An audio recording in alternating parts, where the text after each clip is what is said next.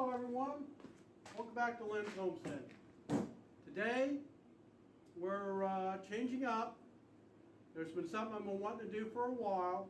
It's modifying my Titan 5-foot finish mower. Now I already did some cutting and laid it out, and what we're going to do, we're going to widen the opening on the back. When I bought it, it had this little chute. It made this windrow when you mow. I don't like that. I like the stuff to lay out straight, because other than that, you have to go back on it, just like a right lawnmower, to spread it out. Well, there's no way to spread it out on a rear discharge mower. So if it lays it out to begin with, then we're good. So I took the chute off. Man, works great.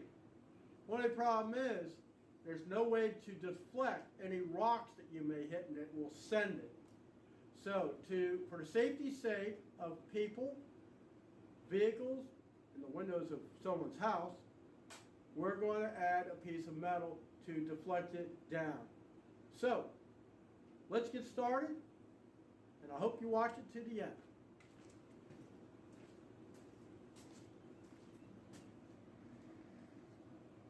Okay. So, I had to figure out how much I can come out. So, when you turn the wheel around, I took a measurement, and I got about 2.5 inches. Now, these wheels eventually are going to change. Maybe this year, maybe next year, all depends on my financials. So, I know what I got here is about 1.25 inches. 1.25 inches is not going to come anywhere near this wheel spinning around. You got to take that into account. So I measured out, so from here down is 1 inch. From here to here, like I say, is 1.25 inches. And from this corner down is 1.5 inches. So what I got to do, I'm going to cut this off. Now I made a relief cut here on both sides. Once I get this cut off and this cut off, then I can bend this out 90 degrees to this.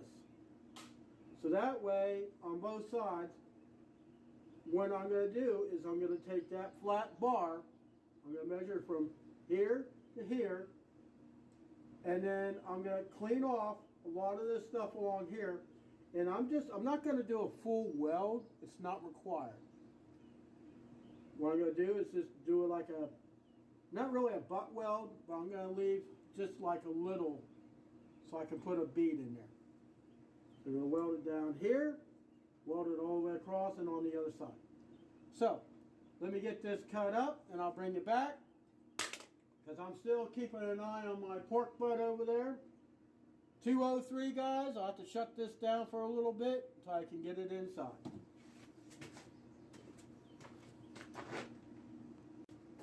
So, I got it all cut and bent.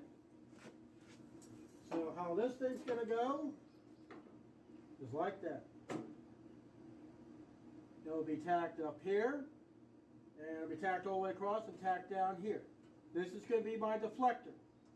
Still going to have this open. I may later on put some, maybe some rubber, like a rubber strip. But hey, that costs money, guys. So I'll come back and I'll show you the thing tacked on, because I think my pork butt is almost done. Pork butt, that is. So we'll be right back.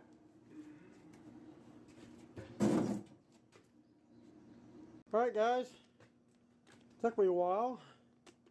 Never been very good for welding upwards, but let me see here. That's what I was going at. See, the blades are right here, man. Let's see.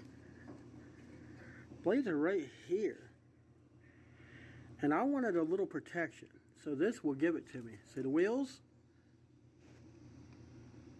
Let's see if I can get you. See, the wheels won't come in contact. But when rocks hit, I want it to hit here and deflect down. Now, what I could do later on is get get a piece of rubber and put on here all the way across. So you see, I only paid about $800 and change for this mower. But with a little chute, which I'll show you here in a second, I did not like the way the grass laid out. I want it to lay flat. And this is the only way to do it. That piece of metal cost me, I think, like $4. Plus the welding rods. So yeah, I spent some money. But I think it turned out really good. I didn't need to weld all the way across, because if I ever had to replace it, it'd be a pain in the ass to do so. My welds aren't really the greatest, but I'm welding in a very tight little place where a lot of things can catch fire. That I took off. You see how tight it is? And you know, I like my yard to look really, really nice. But to have something that large, I had to take it off. I wanted a better mower, one with a wide opening, but at today's prices, I can't afford it at all. When you can't afford something, you got something that's got some meat to it, build it yourself. When I get some yellow paint, I'll touch that up. But in the meantime, rusty metal primer worked just well. I think it turned out awesome. Exactly as I pictured in my head. So guys, if you have a mower, you wish it was better, if you have a welder, got some simple cutting tools. One thing I really used, I went through a couple batteries. I went through a 20-volt Craftsman angled grinder with a 4.5 inch wheel. It turned out as I pictured. But you know, I've looked at mowers and I go, man, that'd be perfect for the back of my tractor. It's wide. When you mow, it's just going to lay out flat, and I'm not going to waste any fuel. That tractor sips fuel. It really does. I wind that thing up to about 2100 RPM, which is in the 540 range. I'm humping, man. I'm just going. But you know, if I have to run over twice, I'm using twice the fuel.